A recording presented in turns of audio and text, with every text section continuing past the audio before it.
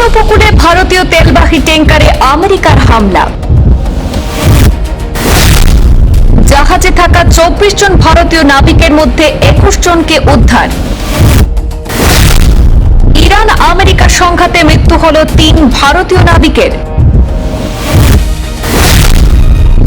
ভারতের বিদেশ নীতির কার্যকারিতা নিয়ে উঠছে নানা প্রশ্ন।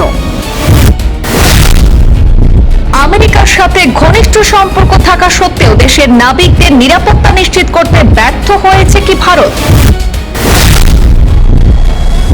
সেপ্টেম্বরে ট্যাঙ্কারে হামলার দায় স্বীকার মার্কিন সেনাবাহিনীর। ইরানের উপর জারি রাখা নৌ অবরোধ কার্যকর করতে গিয়ে এই হামলা দাবি আমেরিকার। ভারতীয় নাবিকদের নিরাপত্তা নিয়ে উদ্বেগ প্রকাশ, কড়া প্রতিবাদ নয়াদিল্লির। উত্তেজনা প্রশমনে কূটনৈতিক সমাধানের আহ্বান নয়াদিল্লির। ওমান উপকূলে মার্কিন সামরিক হামলায় ক্ষতিগ্রস্ত তেলবাহী ট্যাঙ্কার এমটি সেত্তেবেল্লোকে ঘিরে আন্তর্জাতিক মহলে তীব্র চাঞ্চল্যের সৃষ্টি হয়েছে। এই হামলায় প্রাণ হারিয়েছেন 3 জন ভারতীয় নাবিক। গত বৃহস্পতিবার কেন্দ্রীয় বন্দর, জাহাজ চলাচল এবং জলপথ মন্ত্রী সর্বানন্দ সোনোয়াল নিহতদের পরিচয় নিশ্চিত করে শোক প্রকাশ করেছেন। নিহত 3 ভারতীয় নাবিক হলেন deck cadet Aditya Sharma, engine fitter Shivananda Chaurasia এবং চিফ ইঞ্জিনিয়ার পাটনালা সুরেশ।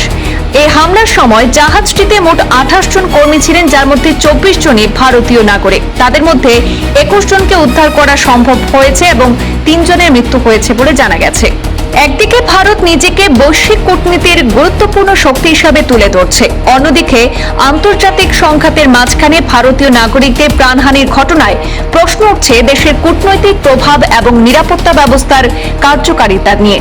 বিশেষজ্ঞ মহলের একাংশের মতে মধ্যপ্রাচ্যের বিভিন্ন দেশের সঙ্গে ভারতের ঘনিষ্ঠ সম্পর্ক থাকা সত্ত্বেও ভারতীয় নাবিকদের নিরাপত্তা নিশ্চিত করা যায়নি। ফলে আন্তর্জাতিক অঙ্গনে বর্তমানে ভারতের অবস্থান এবং পররাষ্ট্রনীতির বাস্তব ফলাফল নিয়ে নতুন করে আলোচনা শুরু হয়েছে। এদিকে আমেরিকায় হামলার দায় স্বীকার করে জানিয়েছে, ইরানের উপর জারি থাকা নৌ অবরোধ কার্যকর করার অংশ হিসেবেই নাকি হরমুজ প্রণালী দিয়ে তেল পরিবহনকারী ট্যাঙ্কারটিকে লক্ষ্য করে অভিযান চালানো হয়েছিল।